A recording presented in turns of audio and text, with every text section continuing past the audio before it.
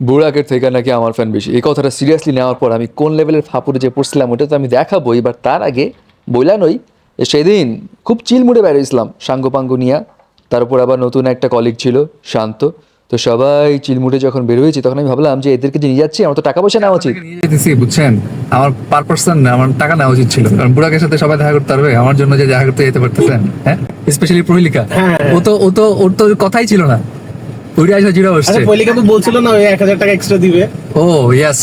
আরে না, টাকা পয়সা কি নেওয়া যায়, এটা তো এমনি বললাম। যাই হোক, এই চিল করতে করতে চিল মুড আর থাকলো না, কারণ এই যে জ্যামের যে অস্থিরতা, টেনশন হচ্ছে যে জায়গা মতো মানে সময় মতো জায়গায় পৌঁছাতে পারবো কি পারবো না। তারপরে আবার দেখলাম পিছনে প্রহেলিকা রীতিমতো মেকআপ শুরু করে দিয়েছে, মানে তার কোনো টেনশন নাই যে পৌঁছাতে পারবো কি পারবো না। তো মেকআপ অবভিয়াসলি কার জন্য? বুড়াকের জন্য। তাকে জিজ্ঞেস করলাম, আপনি বুড়াকের জন্য তো সাজুগুজু করছেন, বুড়াক উজ্জীবিতের সঙ্গে যদি আপনি লিফটে একা আটকে যান তাহলে আপনি কি করবেন?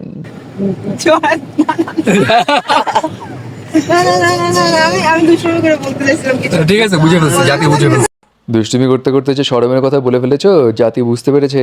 যাই হোক, প্রহেলিকার মেকআপ করা আর জ্যামের এই অস্থিরতা দুইটা সহ্য করতে করতে চলে আসলাম ভেনুতে। ভেনুতে এসে দেখি আরে শুরুই তো হয় নাই, খেলা এখনো অনেক বাকি। তবে বস, এ তো দেখি ফ্যান্সদের এক মহাসমুদ্র ওয়েট করছে সেই তখন থেকে।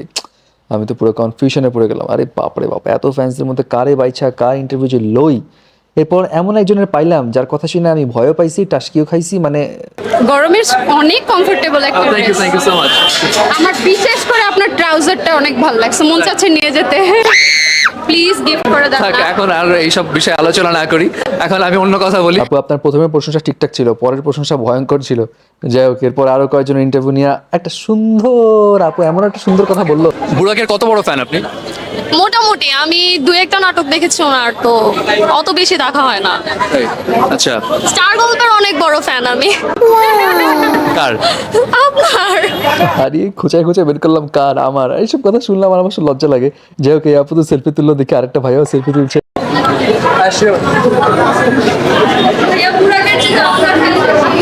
আরে না, বুড়াক আসলে আমি বুঝা যাবো।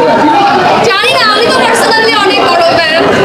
এই যে চিপা চুপা দিয়ে যে এই যে টুকটুক করে একটু ফ্যান বেরোচ্ছে, আমি তো সিরিয়াসলি নিয়ে নিলাম যে আসলেই বুড়াকের থেকে কি আমার ফ্যান বেশি এখানে। আমি তো বললাম যে আমি এখন লুকায় যাই, নাহলে ফ্যান্সরা বোধহয় খুশিতে আমাকে দেখে চ্যাংদোলা দিয়ে দিবে। হ্যাঁ, কিন্তু আমার এই আকাশ কুসুম চিন্তা করতে করতে যখন আসলে বুড়াকের আগমন ঘটলো, তখন আমি ওই জায়গায় টিকতেই পারলাম না। মানে এত সাপ, ওই সাপে আমি পুরো রাস্তার ওপার। এত ভিড় আর আপনি এখানে কেন?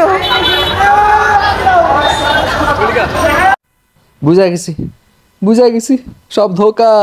থাকুম না আমি এখানে, কষ্ট নিয়া একদম চলে গেলাম শর্টস খাইতে। না, এটা শর্টস না ভাই, এটা ছিল স্প্রাইট। আমি জুস খাওয়া ছেলে, ওইসব শর্টস টর্টস আমি খাই না, সো ভুল বুঝার কোনো কারণই নাই। এনিওয়ে, এখন আর কতক্ষণ অভিমান করে থাকবো বুড়াকের প্রতি? আমারও তো দেখতে ইচ্ছা করে। তো শুরুতে দেখতে না পাইলো, শেষে এসে দেখি গুড়ি পুরা মজা দিয়ে দিল। হ্যাঁ,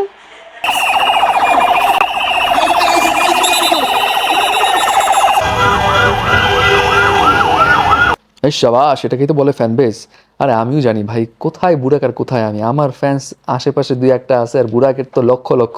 এমনি মজা করলাম আর কি। যাই হোক, দোয়া করবেন কোনো একদিন যাতে বুড়াকের মতো আমারও বড় একটা ফ্যান বেস হয়ে থাকে। যাক, মাথা ব্যথা করতেছে ভাই, জায়গা। আল্লাহ হাফেজ, টাটা, বাই বাই।